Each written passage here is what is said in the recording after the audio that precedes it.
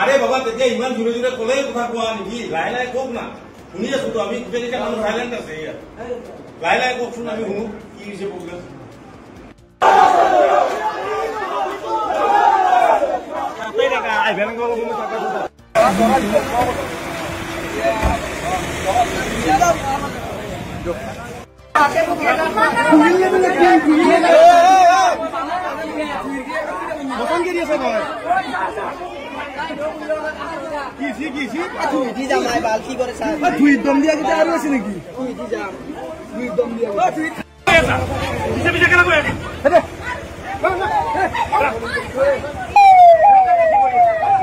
আজি পশ্চিম বড়োগুট মহাবিদ্যালয়ত যে আমাৰ নিযুত মইনা আঁচনি কাৰ্যসূচী আছিল তাৰ সিদ্ধান্ত চলিছিল মহাবিদ্যালয় আছিল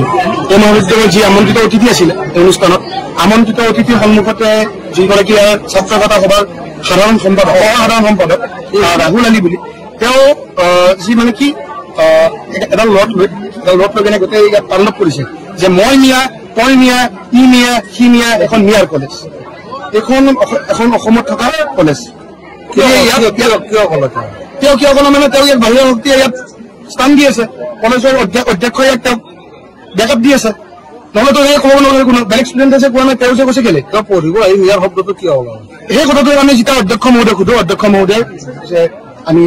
আলোচনা কৰিব লাগিব মিটিং কৰিব লাগিব যিটো সবৰে সন্মুখত হৈছে ঘটনাটো ষ্টুডেণ্টৰ সন্মুখত হৈছে সাধাৰণ ষ্টুডেণ্টে দেখিছে আমন্ত্ৰিত অতিথি এজনৰ সন্মুখত কৰিছে ঘটনাটো আৰু যি ডাঙৰ ৰদ লৈ আহিছে এই ৰদলৈ কৈছে মই মিয়া তই মিয়া আমি মিয়া ৰাজ কৰিম কলেজ চৌহদৰ ভিতৰত অধ্যক্ষ মহোদয় নিমাত অধ্যক্ষ মহোদয় মাত নাই আমি যেতিয়া ভিতৰত গৈছো আমি যেতিয়া ভিডিঅ' ক্লিপ কৰিছো তেওঁ কৈছে যে আমি জিবিৰ মিটিং কৰি কেনে আমি ভিডিঅ' ক্লিপ দিব পাৰিম এইটো কিবা কথা হ'ল নেকি যদি কালিলৈকে যদি ভিডিঅ' যদি দিলে ৰৈ যায় তেতিয়া কোনদায়ী হ'ব বেয়া কথা হৈছে বহুত বেছি বেয়া কথা হৈছে আৰু এইগৰাকী অধ্যক্ষ মহোদয় ইয়াত বিভিন্ন টাইমত বিভিন্ন সময়ত যি আমাৰ স্থানীয় ব্যক্তি আছে আমি নিজে দেখা পাওঁ আমি নিজৰ লাজ লাগে ইয়াত ল'ৰা ছোৱালীয়ে একেলগে সাৱতি কৰি কেনে আমি দেখিবলৈ এখন যি মহাবিদ্যালয়ৰ চৌপাশত যি এটা ভাল পৰিৱেশ এটা থাকিব লাগে ইয়াত একেবাৰে নাই বিশৃংখল পৰিৱেশ আৰু অধ্যক্ষ মহোদয় একো এটা মানে ইয়াত যাৱতীয় ব্যৱস্থা গ্ৰহণ নকৰে একো দেখিবলৈ পোৱা নাছিল গুণ্ডাগিৰি কৰিবলৈ এখেতে পুহি ৰাখিছে মানে আৰু শক্তি পাৰিব একজন আৰু সাধাৰণ সম্পাদক গৰাকীক আজি যি অনুষ্ঠান আছে এই অনুষ্ঠানৰ বিষয়ে এটা জনাব লাগিছিলে যিমান যি নহওক যিহেতু সাধাৰণ সম্পাদক হিচাপে আছে কিন্তু তেওঁ অকল জনাইছে সাধাৰণ সম্পাদক মানে কি যিহেতু সহসাধাৰণ সম্পাদক এগৰাকীয়ে এই ঘটনাটো গোটেই কৰিলে ষড়যন্ত্ৰ কৰিলে অধ্যক্ষ মহোদয়ে জড়িত আছিল আমাৰ এতিয়া স্পষ্ট দাবী যিগৰাকী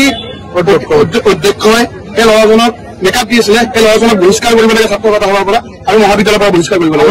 এগৰাকী ছাত্ৰই লগ লৈ কেনে ইয়াত পঢ়িবলৈ নাহে ইয়াত কোনো পৰ্যায় পঢ়িবলৈ নাহে আৰু অধ্যক্ষগৰাকী ইয়াৰ পৰা নিজে হয়তো তেওঁ পদত্যাগ ল'ব লাগে নহলে আমি ইয়াক পদত্যাগ কৰাম যেনেকে পদত্যাগ কৰাম আৰক্ষীক গতা দিছে আপোনালোকে আৰক্ষীক গতা দিছো আৰক্ষী কৰাৰ লগতে তেওঁলোকৰ বায়েঘৰত আহিছে বায়েঘৰত আহি কিনে কৈছে মিয়া কৰিব পাৰো মানে কি অধ্যক্ষ ডাইৰেক্ট অধ্যক্ষৰ সন্মুখত কোঠাত কৈছে আমাৰ ল'ৰাবোৰ আছে আপোনালোকৰ ল'ৰাবোৰক সোধক আমাৰ জি এছ আছে জি এছক সোধক আমাৰ এই ল'ৰাবোৰক সোধক গতিকে তেনেকুৱা কথাটো নহয় চলিছে আৰু অসমত নিৰাশ চলিব নোৱাৰে চিধা কথা আগলৈ ইয়াত গুণ্ডাগিৰি একদম নচলিব আৰু যদি অধ্যক্ষগৰাকী যদি নিজে পদত্যাগ নলয় আৰু যদি সেই ল'ৰাজনক যদি বহিষ্কাৰ নকৰে তেতিয়াহ'লে এই কলেজত আমি উত্তপ্ত পৰিস্থিতি কৰিম কাৰণ কিয় ইয়াত অসমীয়া চলিব ইয়াত মিয়া নচলে আমাৰ খিলঞ্জীয়া মুছলমানসকল আমাৰ কিন্তু কথাটো হৈছে যে মিয়া ৰাজ কেলে চলিব ইয়াত বাংলাদেশত সিহঁতি বাংলাদেশত